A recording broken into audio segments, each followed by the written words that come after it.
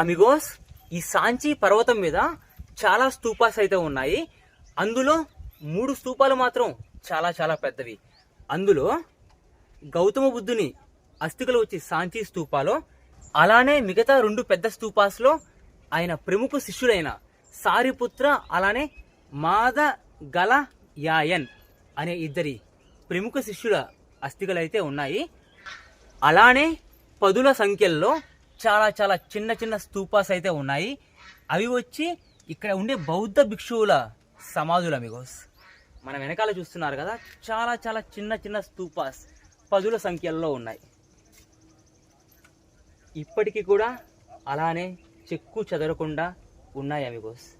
Amigos, బౌద్ధంలో ఈ స్తూపాస్ ఎందుకు పెడతారంటే, ఇప్పుడు మన సనాతన ధర్మంలో చూసుకుంటే శవాన్ని వచ్చి కాలుస్తారు. అదే బౌద్ధంలో వచ్చి శరీరాన్ని దహనం చేసిన తర్వాత, క్రిమేషన్ అయిపోయిన తర్వాత మిగిలిపోయిన అస్థికలు ఉంటాయి కదా, ఆ అస్థికల్ని తీసుకుని వెళ్ళి ఒక ప్లేస్ లో పెట్టి ఆ ప్లేస్ లోనే స్తూపాన్ని అయితే కడతారు.